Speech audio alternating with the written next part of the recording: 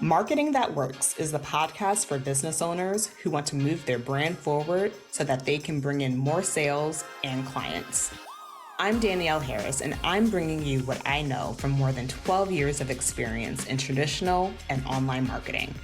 I have created marketing strategies for businesses of all sizes, from multi-million-dollar corporations to early-stage online businesses. Remember, some marketers chase fads. I believe in mastering the fundamentals. Showing any vulnerability can be scary, especially as a business owner, and especially when you share it in an area where you're trying to show the world that you're an expert and that they should pay you money to work with you.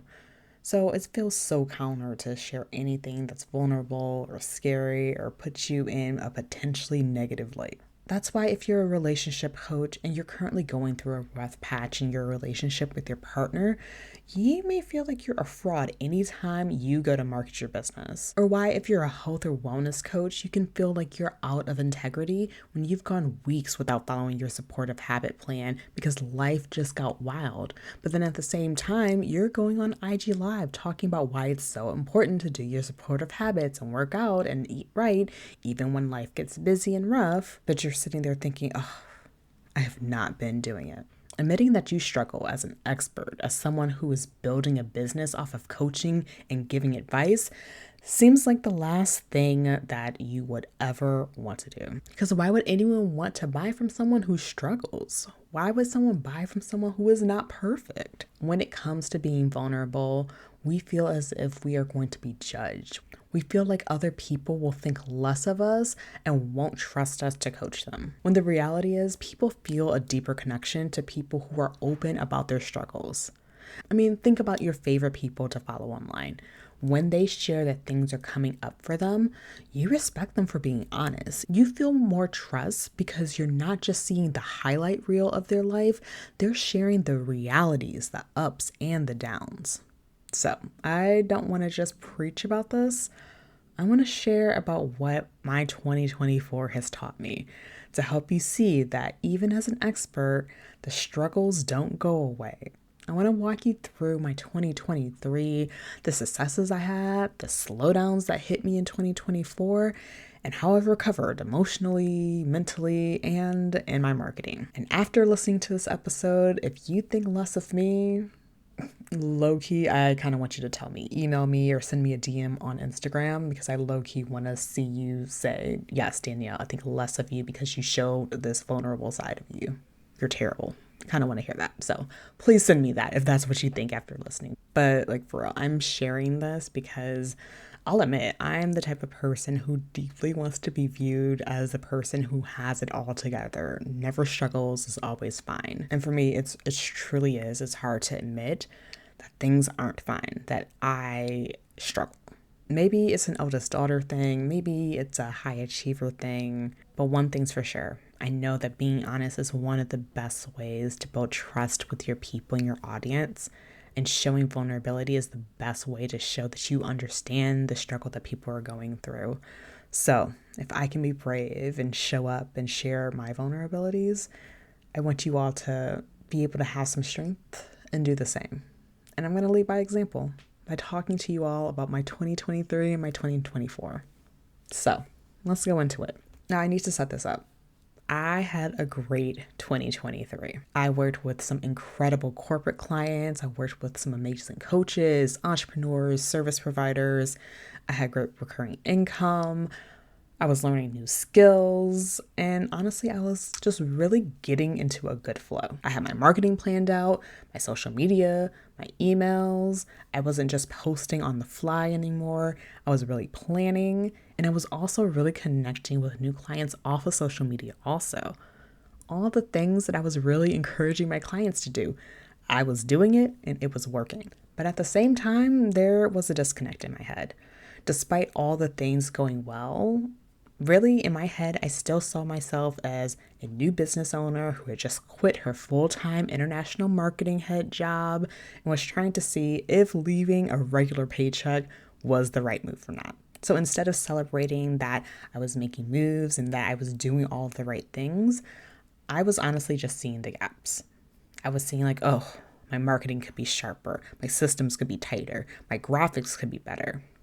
And because there was this disconnect of the things that were going well and all the gaps that I was seeing, when I was looking back at my numbers and seeing that things were going well, I had a mini freak out. That mini freak out led to me stopping planning out my socials. It had me stop planning out my emails.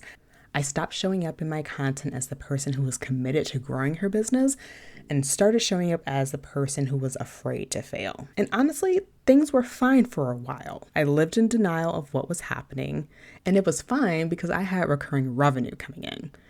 But you know what happens when you slow down your marketing, you're not showing up as you need to? You slow down the amount of clients that are coming in.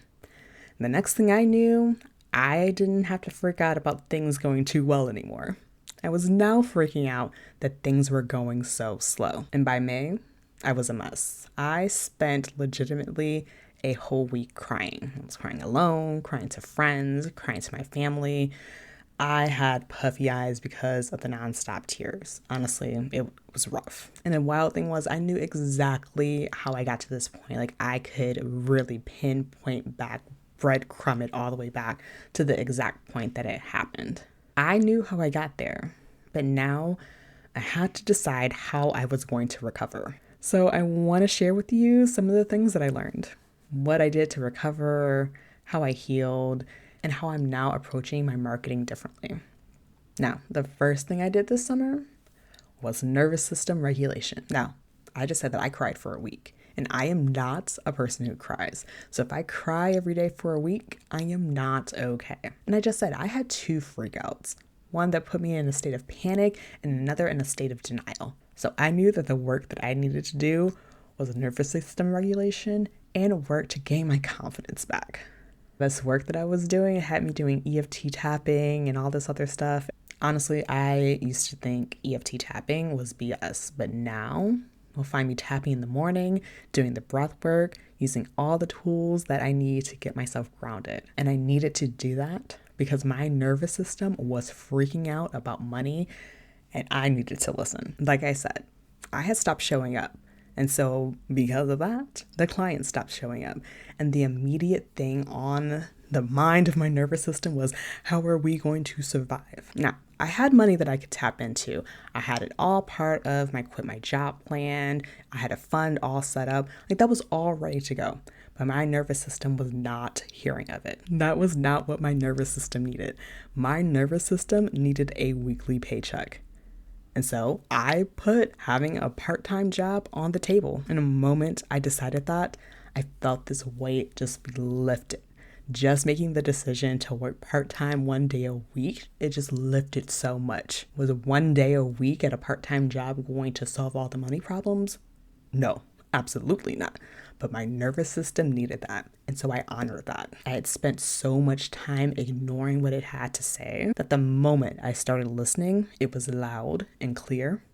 And so I listened. So if you find yourself in a situation where you're like, oh, I really need to regulate my nervous system, listen to what it has to say. It is telling you that for a reason. What I did tapping and breath work, and that worked for me. For you, it might be also doing some tapping. It could be doing some walking meditation.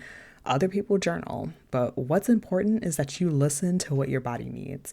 Because I know that there was no way I could focus on building up my business if the back of my brain was still nervous and freaking out. So, after the nervous system regulation, which took honestly about 2 weeks, it didn't even take that long, I started working on my identity as a business owner. Because remember, what got me into this position was that my business was doing well, but I didn't see myself as a person who could have a successful business. So I subconsciously created a business that wasn't as successful.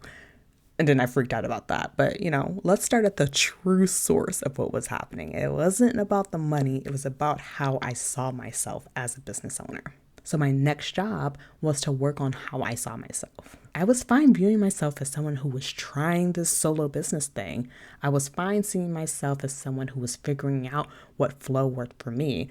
But I wasn't prepared to see myself as someone who was finding success while still trying to figure things out. Because in my head, when I reached a certain income level, Everything would be amazing. I'd have everything all figured out. I wouldn't really struggle because I had things all figured out. But when I reached that income goal, I still had things to figure out. There were still problems, and it didn't make sense to me in my head. Because at that time, I viewed things very binary. Either I was figuring it out or I was successful and I made it. I couldn't see how I could be figuring things out, but things also still be going well. So the work I needed to focus on, and honestly right now I'm still working on, is realizing I'm going to be working on figuring something out always. I'm always going to be refining messaging. Like, that's just the nature of marketing. As my business changes, my systems are going to need to change. There will always be something that I'm figuring out. But at the same time, I can be finding success. I needed to view myself as someone who was capable of accomplishing big things while also figuring things out. I can create new concepts that are so helpful to my clients while at the same time spending weeks trying to figure out a work schedule that works in alignment to my needs and how I like to work. I can be really good at attracting new clients who are great fits while also going back and forth about, is my visual branding good enough? There is duality. And I want you to see where you are deciding things are either or for you. Where are you deciding that you must have one thing in order to have another? Where are you thinking that you have to have a certain follower count in order to get booked to speak? Where are you thinking that you have to have X amount of years of experience in order to start booking clients in the first place? Where are you thinking that once you hit a certain income goal, you won't have any problems? Yeah, those things there, they will hold you back. It literally did for me. Becoming self-aware about this and how you view yourself is so critically important. And I want you to take some time right now after you finish listening to this to really dig deep into that.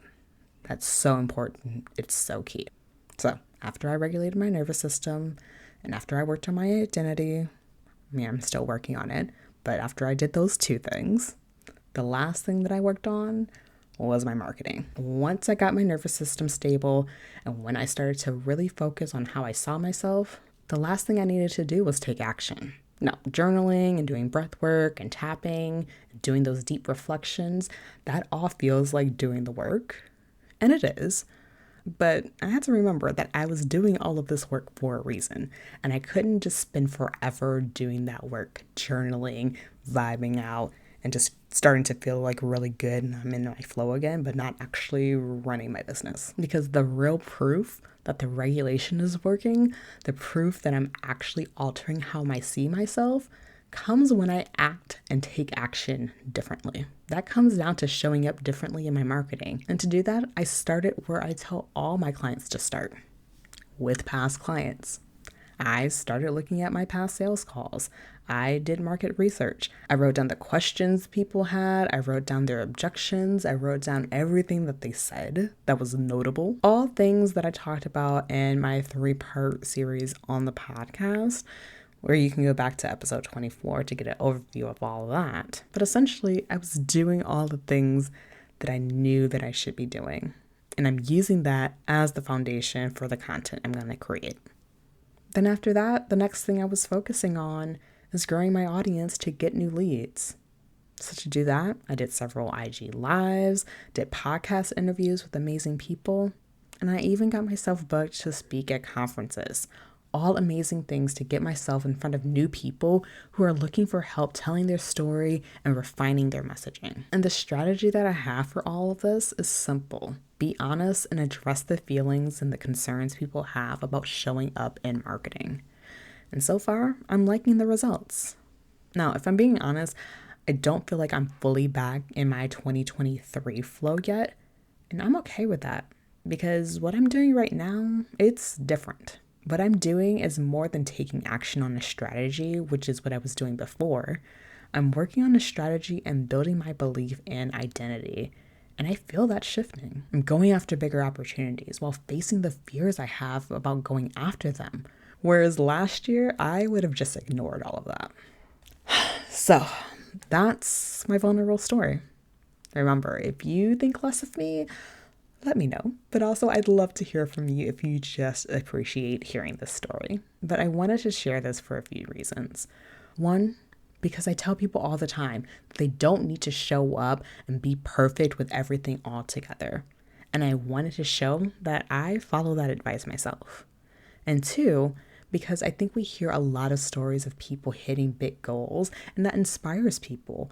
But we don't always hear about what happens after people hit those big goals and the inner shifts that have to happen. And I don't want people to feel alone or embarrassed about at one point feeling like they're on top, but then later on, not so much. And I know for me, during that time, it would have been so easy for me to say, "Ugh, I'm stuck and I'm just going to stay here," because I didn't view myself the same way that I had done a couple weeks ago or a year ago, or, wherever it was that I was feeling like I was riding high. I could have done that. But instead, I decided to find a solution. Yeah, it took me a little bit of a freak out, breakdown, crying session, but I could have said that, I give up. I'm done. It's over. But I didn't. I decided that I was not going to stay where I'm at, and I was going to actively work on building myself up and finding a solution. And I know how difficult it can be when it feels impossible, when it feels like you've gotten to the bottom, that there's no way back, and that it's embarrassing to be where you're at right now. I get that. But I want to tell you right now, nobody deserves to stay stuck. You deserve to build your momentum back. And that's why I'm offering momentum calls. These are 90-minute coaching calls where you'll look at what's been keeping you stuck in your marketing and your business and create a plan for you to show up the way that you want to in your business, stay committed to it, and start getting the clients that you want in your business. Now, a call like this would have been so helpful for me in my journey, helping me talk through all of my options, helping me to see the possibilities, but mostly to help me make a commitment to myself about what it is I wanted to build and see in my business. If you see yourself as currently feeling stuck and needing help to get yourself out, this is the call for you.